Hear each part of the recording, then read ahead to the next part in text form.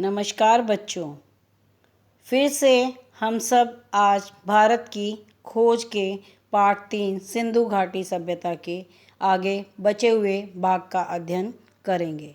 तो आज का जो हमारा अध्ययन का विषय है वो है उपनिषदों के व्यक्तिवादी दर्शन के लाभ और हानियाँ। अब तक हमने उपनिषदों के बारे में पढ़ा कि उपनिषद में क्या बताया गया है। आज हम इसी उपनिषद के विषय पर आएंगे जिसके अंतर्गत टॉपिक है व्यक्तिवादी दर्शन के लाभ और हानियाँ। तो व्यक्तिवाद दर्शन से हमें क्या लाभ होते हैं और क्या हानियाँ। तो आइए बच्चों इसका अध्ययन करते हैं।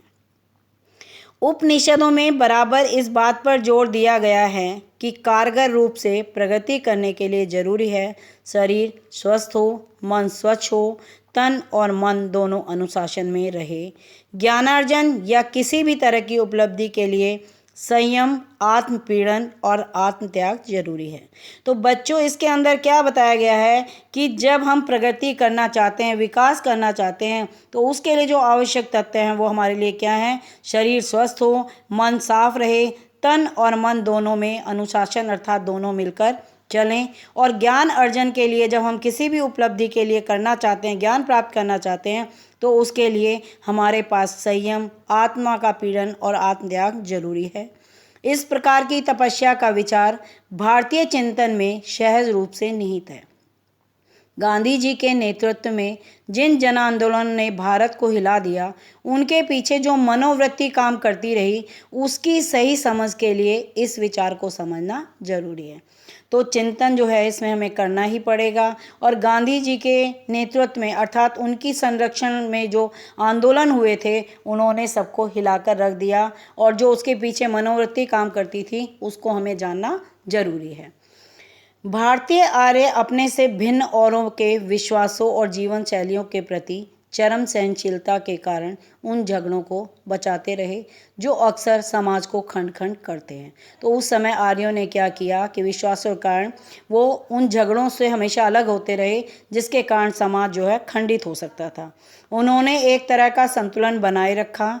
एक व्यापक ढांचे के भीतर रहते हुए भी लोगों को अपनी पसंद नापसंद बसर करने की काफ़ी छूट देकर उन्होंने एक प्राचीन और अनुभवी समझदारी का परिचय दिया। उनकी ये उपलब्धियां बहुत अनोखी थीं। तो उन्होंने क्या करा कि समाज खंडित ना हो, इसमें टुकड़े ना हो, तो वो जो हैं इसको फिर भी संभाल कर चलते रहे। लेकिन उनके इसी व्यक्तिवाद का परिणाम यह हुआ कि उन्होंने मनुष्य के सामाजिक पक्ष पर, समाज के प्रति उसके कर्तव्य पर कम ध्यान दिया। तो जब उन्होंने एक व्यक्तिवाद पर ध्यान दिया तो इससे क्या हुआ, जो समाज का सामाजिक पक्ष है उसकी तरफ ध्यान जो है कम दिया गया। हर व्यक्ति के लिए जीवन बटा और बंधा हुआ था। उसके मन में एक समग्र समाज की ना कोई कल्पना थी, ना उनके प्रति कोई दायित्व बोध था। इस बात का भी कोई प्रयास नहीं किया गया कि वह समाज के साथ एकात्मकता महसूस करे। इस विचार का विकास शायद आधुनिक युग में हुआ। किसी प्राचीन समाज में यह नहीं मिलता, इसलिए प्राचीन भारत में उसकी उम्मीद करना गैर मुनासिब होगा। तो उस समय व्यक्ति अपने अंदर बंधा हुआ था, समाज के विषय में उसके अंदर कोई कल्पना नहीं थी, और इसीलिए जो है जो आगे ये हुआ कि समाज के बारे में बना। तो प्राचीन भारत में तो ये मिलना मुश्किल है, लेकिन धीरे धीरे जैसे आधुनिक समाज हुआ तो उस पर इस बात पर बल दिया गया। व्यक्तिवाद, अलगाववाद और ऊंच नीच पर आधारित जातिवाद पर भारत में कहीं अधिक बल दिया जाता रहा। बाद में हमारी जनता का दिमाग इस प्रवृत्ति का बंदी बन गया। हमारे पूरे इतिहास में यह एक बहुत बड़ी कमजोरी रही।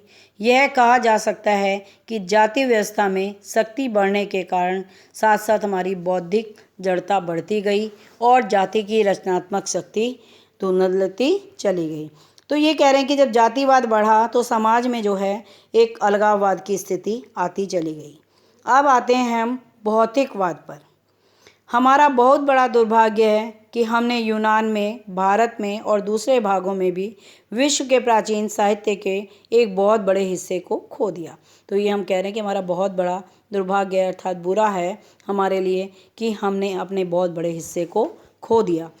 यह शायद इसलिए हुआ कि इन ग्रंथों को आरंभ में ताड़पत्रों या भोजपत्रों पर लिखा गया।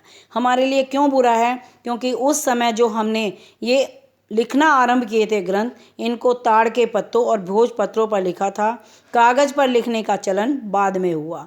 क्यों? क्योंकि जब हमने इसको ताड़ पत्रों भोजपत्रों पर लिखा तो उनको संरक्षित नहीं कर सके, और जबकि कागज़ों पर लिखने का चलन काफ़ी समय बाद आया। प्राचीन भारतीय पुस्तकें अब तक भारत में नहीं मिली, पर चीनी और तिब्बती भाषा में उनके अनुवाद मिल गए हैं। क्योंकि हमारे यहाँ कागज़ का चलन बाद में आया, तो इसलिए क्या है कि हमारे यहाँ तो मिली नहीं, पर चीनी और तिब्बती भाषा में उनके अनुवाद हमें मिले हैं। जो पुस्तकें खो गई हैं उनमें भौतिकवाद पर लिखा गया पूरा साहित्य है, जिसकी रचना आरंभिक उपनिषदों के ठीक बाद हुई थी। इस साहित्य का हवाला अब सिर्फ इनकी आलोचनाओं में मिलता है, या फिर भौतिकवादी सिद्धांतों के खंडन के विशद प्रयास में। फिर भी इस बात में कोई संदेह नहीं कि भारत में सदियों तक भौतिकवादी दर्शन का प्रचलन रहा और जनता पर उस समय इसका गहरा प्रभाव पड़ा। राजनीतिक और आर्थिक संगठन पर ईस्वी पूर्व 4वीं शताब्दी में रचित कौटिल्य की प्रसिद्ध रचना अर्थशास्त्र में इसका उल्लेख भारत के प्रमुख दार्शनिक सिद्धांत के रूप में किया गया। तो जो पुस्तकें हमारी खो गई थी उसमें हमारा सारा भौतिकवाद पर लिखा हुआ साहित्य था, लेकिन धीरे धीरे क्या हुआ कि हम इसके मिलता चला गया, और राजनीतिक और आर्थिक संगठन का जो था वो 4वीं शताब्दी में कौटिल्य के द्वारा रचित एक अर्थशास्त्र है, उसके अंदर उल्लेख मिलता है। भारत में भौतिकवाद के बहुत से साहित्यों को पुरोहितों और धर्म के पुराणपंथी स्वरूप में विश्वास करने वाले लोगों ने बाद में नष्ट कर दिया। भौतिकवादियों ने विचार, धर्म और बाह्य ज्ञान के अधिकारियों और स्वास्थ्य से प्रेरित विचारों का विरोध किया। उन्होंने वेदों, पुरोहिताई का परंपरा प्राप्त विश्वासों पर विचार करते हुए यह घोषणा की कि विश्वास को स्वतंत्र होना चाहिए और पहले से मान ली गई बातों या अतीत के प्रमाणों पर निर्भर नहीं रहना चाहिए।